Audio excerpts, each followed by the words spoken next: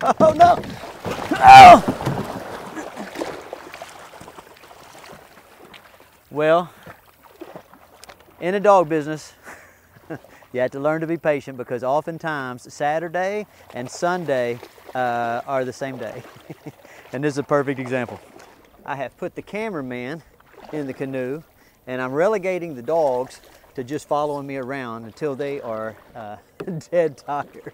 Because, you know, 2 days in a row of getting dumped out of the canoe, that's enough for me.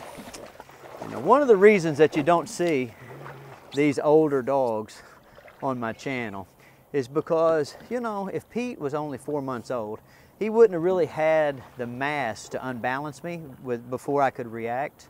But, you know, these bigger dogs, they get to moving in this canoe and it's get wet city, you know. So I'm just gonna kind of cruise down here and let these dogs figure it out on their own.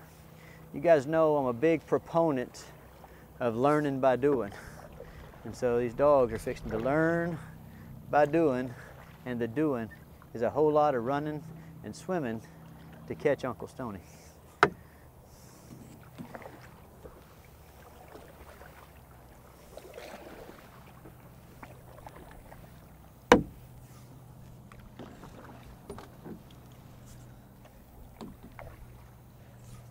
Now, for those of you who are thinking, wow, how romantic, you and the cameraman out on the water on a Sunday night.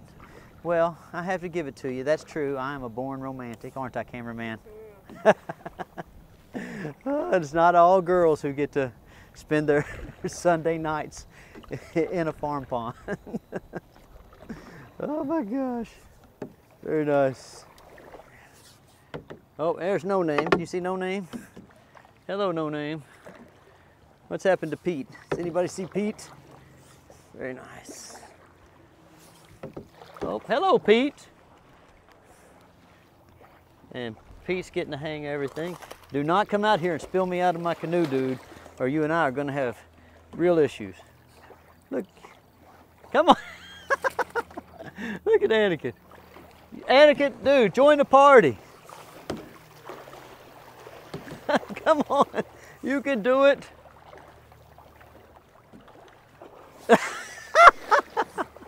He keeps knocking around into those stalls and stuff, and it makes him panic.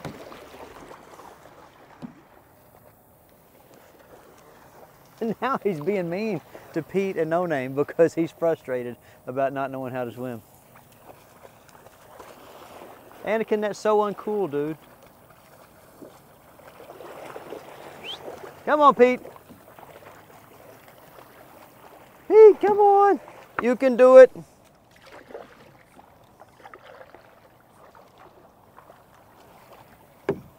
And Pete might be getting a little tired, but we're going to get him back here in a second. And get down here to a little bit more clear spot in the pond. I think I'll be able to entice him. Oh, show him that nice John Deere tractor, cameraman. Guys, that is a nice outfit right there, a John Deere 7630 Cadillac. Good dogs. Very good dogs. Come on, Pete, you can do it. And you see right there, just right when Pete gets from the shallow part where his feet can touch to the deep part. You've heard me refer to that point in other videos as the neutral buoyancy point. That's when he starts that water beating. But if I can just get him to come out just a little farther, then his body kind of assumes a natural swimming posture, and all he's got to do is move his feet. And that's what you'll hear people refer to. Can you see him, cameraman? Let me see. There we go. And that's what you'll hear people refer to as dog paddling. You know? I'll try to get ahead of him a little bit here. That's okay, you don't have to try to follow him. I'll get him. Come on. Come on, Pete. You can do it. There we go. Can you see him? Good. Let me get over here in the shade. I think we'll be able to see him better. And remember what my strategy is here, guys. Where'd he go? Oh, there he is. Right by the canoe. My strategy is I'm going to swim Pete until he's good and tired. And then when he's good and tired, Oh, let me see. Let's get over here just a little farther. And when he's good and tired, there we go. Can you see him? When he's good and tired, see, then I'll be able to put him back in here, and we'll finish off the weekend on a nice little paddle without him like putting me in the water, which has happened 2 days in a row. All right, so let's go over here under the bank, cameraman, and we will see if Pete's tired enough to ride in the canoe now. All right, the cameraman is now in position, and Pete and I are managing ourselves well.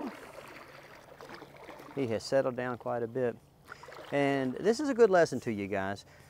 Never underestimate the value of exercise. You know, I say it in all my videos, and I have my detractors, but mainly all my detractors are fat and lazy. You know, they don't want to do anything.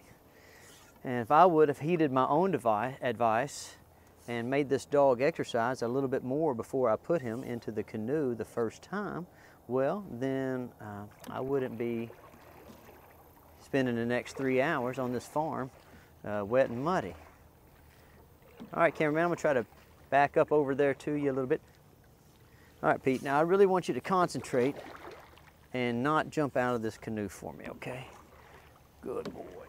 We'll back up over here. Now, the big risk that I'm running here, guys, is as I get closer to the bank, of course, Pete's more likely to jump out.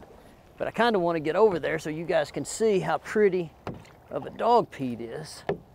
Very pretty dog. No. There we go. Ooh, I gotta balance him. Now see, so look, you can see him smelling, and he's thinking. He's thinking about getting out and seeing, you know, like what everybody's doing on the bank. But I'm not gonna let him. I'm gonna go back out here in the deep. I'd like for him to sit down, but the problem with telling him to sit down is I don't really have a great means of enforcing it right now. So I'm just gonna kind of let him chill out.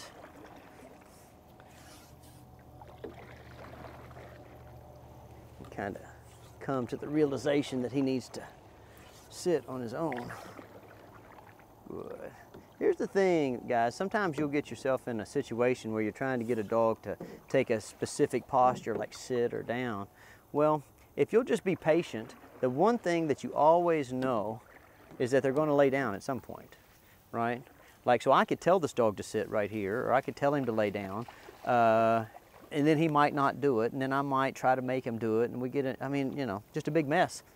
Or I can just say, look, we're going to be out here in this canoe until you relax, and I'll know you're relaxed because you'll be sitting or laying down, and then we'll go to the bank. And then over the course of time, he'll learn that he's, you know, the key to getting what he wants is relaxing and accepting the fact that we're on my schedule.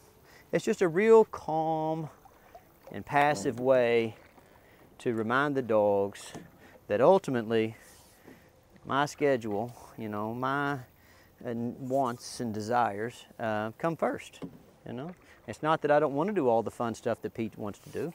It's just that, you know, I'm kind of the one that has to do all the driving, has to do all the paddling, has to do all the feeding, has to do all the mowing, has to, you know, I just got a lot of stuff to do, right? And if this dog will follow me around and be calm, attentive, and polite, then it'll be easier for me to integrate him into my life. If I put that stuff off to do what Pete wants, well, then like, Pete's just going to end up kind of a bratty dog, and none of my stuff's going to get done. And I know a lot of you kind of have that problem because I see it in my emails all the time. But look what happened. You see, like I told you, I could have put myself in a position where I'm going to like battle with them, or I could just be patient. And I was patient. Now he's decided to be calm, attentive, and polite. As a result of him being calm, attentive, and polite, we're going to go to the bank, and he's going to get himself back over there with his buddies and run around and play a little more. So it's a 360-degree wind. And that's what I always want to keep like reminding the dogs, is that being calm, attentive, and polite always equals a 360-degree wind. Okay, all right, let me get over here, Pete, so it's easier to get out.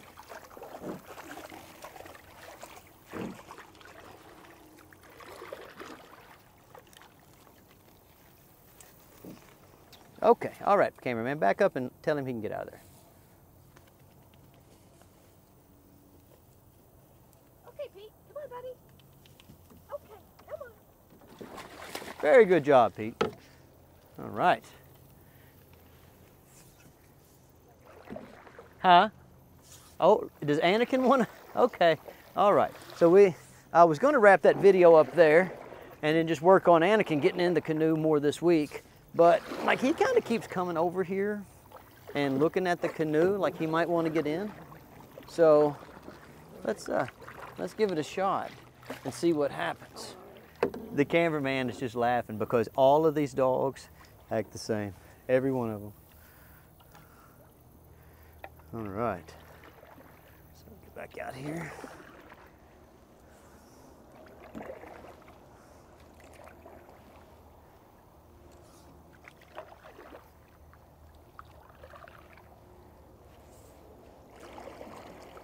Very good dog, Anakin. Oh.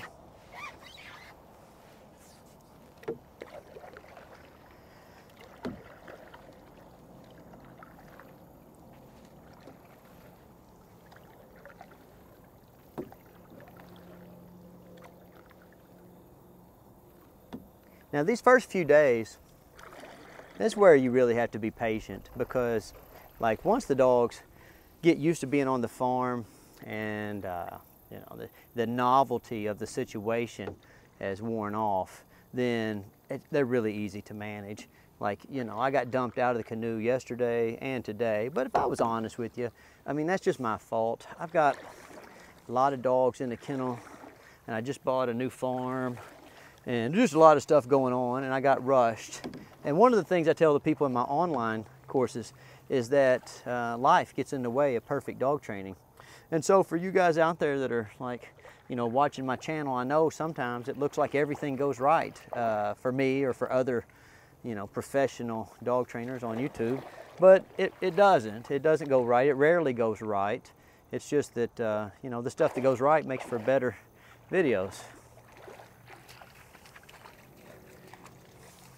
So the real key is just set goals that are reasonable and allow the proper amount of time to meet those goals. And what I did here is I got in a little bit of a hurry. I got in a little bit of a hurry yesterday and I paid the price. And then today I thought to myself, well, surely that can't happen 2 days in a row. And that is exactly when you get yourself in trouble, isn't it, cameraman? When you break the rules, guys, like if you're in the dog kennel business, whatever rules you have for you, for your staff, whatever, just never break them because you made those rules for a reason. Everything that's ever went wrong for me and the cameraman pretty much went wrong because we broke our rules. And that's the same thing in dog training. Don't break the rules. Make sure that you set reasonable goals.